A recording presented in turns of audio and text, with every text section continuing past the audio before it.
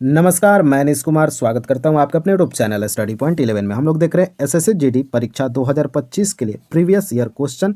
आज है video number 63। इससे पहले हम लोग 62 शिफ्ट का पेपर एसएससी जीडी का देख चुके हैं। और ये जो देख चुके हैं ना 62 पेपर, जो भी मेरा भाई देख चुका है, अब उसको जीके में कोई रोकने वाला नहीं है मेरे भाई। ठीक है, 15 प्लस क्वेश्चन आप बिल्कुल 100% सही करोगे मेरे भाई, जिन्होंने भी ये 62 वीडियो को बेहतरीन तरीका से देखा है मेरे भाई। ठीक है ना, 5 से 6 मिनट का वीडियो होता है मेरे भाई, कहीं भी हो आप लोग देख सकते हो, कोई दिक्कत की बात नहीं है।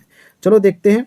आज की इस वीडियो में बात करेंगे 7 फरवरी 2023 के थर्ड शिफ्ट में पूछे गए 20 वेरी वेरी इंपॉर्टेंट प्रश्न जो आपके पेपर में देखने को मिलेगा। चलिए देखते हैं पहला प्रश्न से। और हमारा जैसा कि टारगेट चल रहा है कि 50 लाइक पर वीडियो होना अनिवार्य है मेरे भाई। जितना आप लोग लाइक करोगे उतना मेरे अंदर एनर्जी भरेगा, और एक बार एनर्जी आप लोग भर दिए मेरे भाई, ठीक है, तो फिर तूफान ला देंगे यूट्यूब पे। इतना सारा वीडियो आपको एसएससी जीडी का कराएंगे, इतना सारा प्रीवियस ईयर, कि आप लोग कंफ्यूज हो जाओगे। ठीक है ना मेरे भाई, और आपका एग्जामिनर भी कंफ्यूज हो जाएगा कि कहाँ से प्रश्न बनाए मेरे भाई। ठीक है, तो आप लोग इतना बेहतरीन से ये सारे प्रीवियस ईयर क्वेश्चन करो कि एग्जामिनर ना बिल्कुल परेशान हो जाए। कुछ भी दे पेपर में आप लोग उसका आंसर करो। ठीक है, वैसा हो जाइएगा अगर आप लोग प्रीवियस ईयर क्वेश्चन को बढ़िया से देख लिया तो आज हमारा 63 नंबर वीडियो जल्द ही मेरे भाई, आप लोग जितना लाइक करोगे उतना जल्द आपको वीडियो मिलेगा। और तुरंत 2024 का पेपर भी मैं कराने वाला हूं मेरे भाई, तो आप लोग एनर्जी थोड़ा भर लो, क्योंकि पेपर आपका 2025 के शुरुआत में ही शुरू हो जाएगा। ठीक है, चलिए देखते हैं पहला प्रश्न क्या पूछा गया। पहला प्रश्न है, कौन सी पर्वत श्रृंखला शीत साइबेरियाई पवनों को भारत में प्रवेश करने से रोकती है?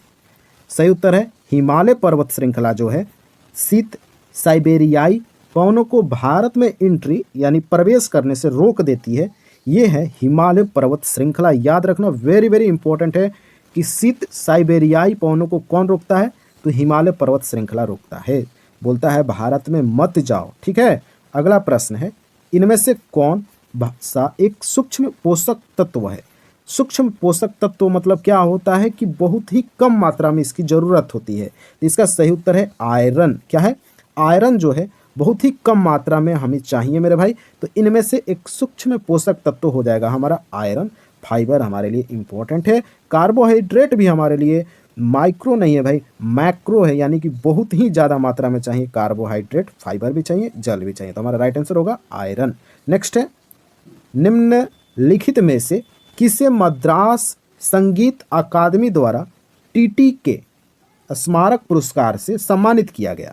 तो वेम्पति चिन्ना सत्यम को टीटी के स्मारक पुरस्कार से मद्रास संगीत अकादमी के द्वारा सम्मानित किया गया, वेम्पति चित्रा सत्यम को। नेक्स्ट है, समाधान पोर्टल कामगारों के लिए न्याय को सरल और त्वरित बनाने के इरादे से ऑनलाइन पंजीकरण की अनुमति देता है। औद्योगिक विवाद क्षेत्र के समक्ष उठाया जाता है।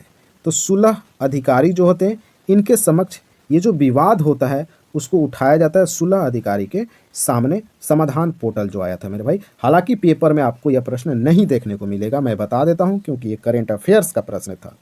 नेक्स्ट है, एल्यूमिनियम प्रगलन भारत में सबसे महत्वपूर्ण धातु कर्म उद्योग है। तो मेरे भाई ये दूसरे नंबर पे आता है।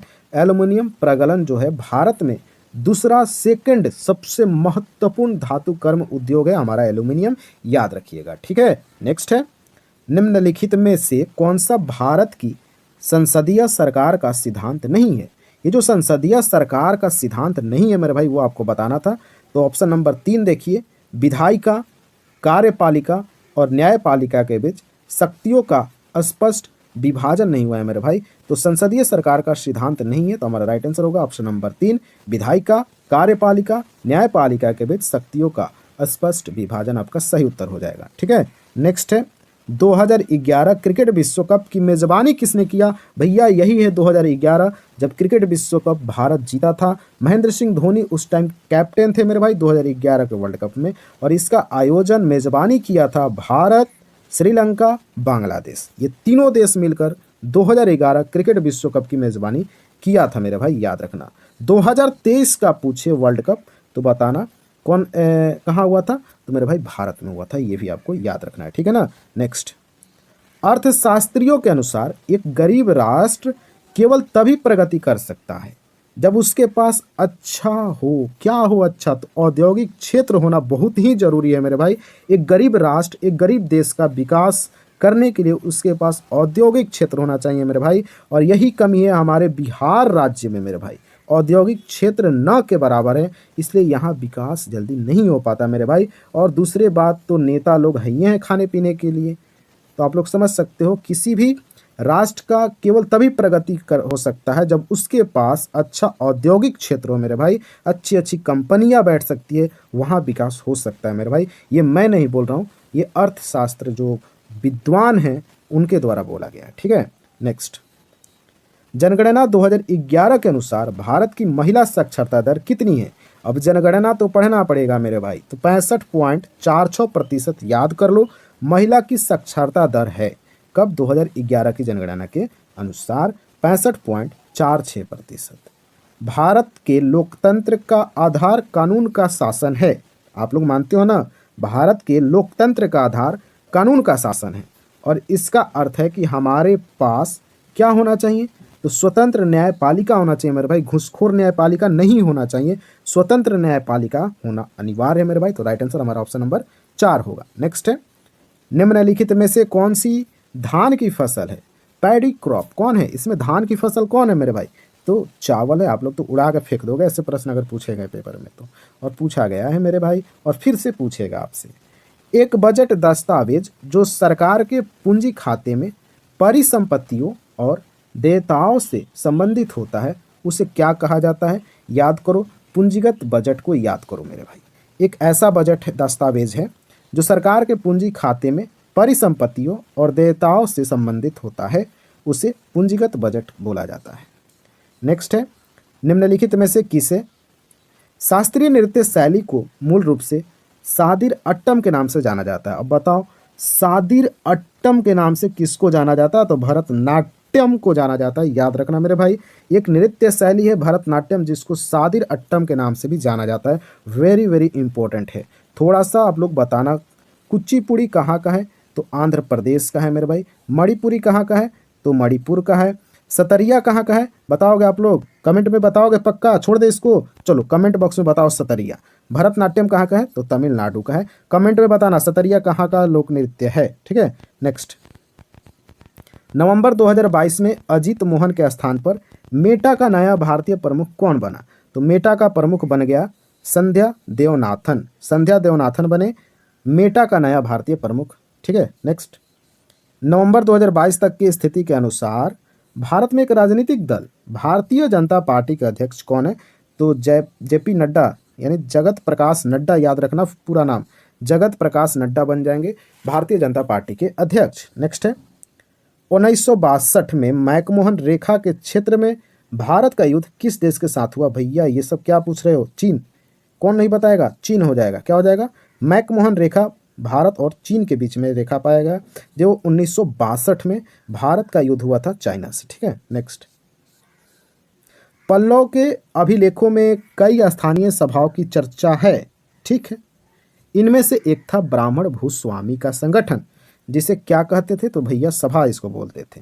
पल्लव जो थे उनके अभिलेख में बहुत सारी स्थानीय सभाओं की चर्चा देखने को मिली। इनमें से एक था ब्राह्मण भूस्वामियों का संगठन, जिसे सभा के नाम से जानते थे, ठीक है। नेक्स्ट, कॉपर क्लोराइड के साथ लेड की अभिक्रिया से कौन से उत्पाद निर्मित होता है?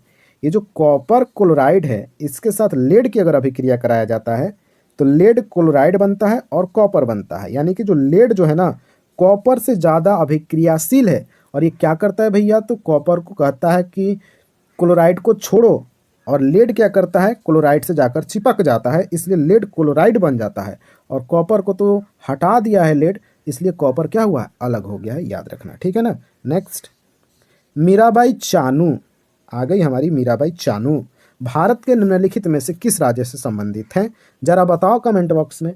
मीराबाई चानू किस खेल से जुड़ी महिला हैं? कमेंट बॉक्स में बताना। और ये मणिपुर राज्य की रहने वाली हैं, ये आपको याद रखना है, ठीक है। नेक्स्ट है, कश्मीर के लोग नौरेह उत्सव को देवी को समर्पित करते हैं और इस उत्सव के दौरान उन्हें श्रद्धांजलि देते हैं मेरे भाई, ठीक है। क्या देते हैं? श्रद्धांजलि देते हैं। ये जो सारिका देवी हैं, सारिका देवी याद रखो, कश्मीर के जो लोग हैं, नौरेह उत्सव कहाँ मनाया जाता है? कश्मीर में मनाया जाता है। और किस देवी के समर्पित में? तो सारिका देवी को समर्पित है यह त्यौहार, याद रखना मेरे भाई, वेरी वेरी इंपॉर्टेंट है। नौरेह उत्सव कश्मीर में मनाया जाता है और सारिका देवी को समर्पित यह उत्सव है। ये फैक्ट आपको ध्यान में रखना है, ठीक है। तो हमारा जो 20 प्रश्न था वो कंप्लीट हो गया। वीडियो कैसा लगा? और आपको तो पता है ना कि 50 लाइक का हम लोग का टारगेट चल रहा है। मिलकर 50 लाइक करेंगे मेरे भाई, अकेले नहीं कर सकते हैं, मिलकर करेंगे 50 लाइक। और अभी तक चैनल को सब्सक्राइब नहीं किया तो चैनल को सब्सक्राइब करो और थोड़ा दबा के वीडियो को शेयर भी किया करो, ठीक है। चलो मिलते हैं नेक्स्ट वीडियो में, तब तक के लिए जय हिंद।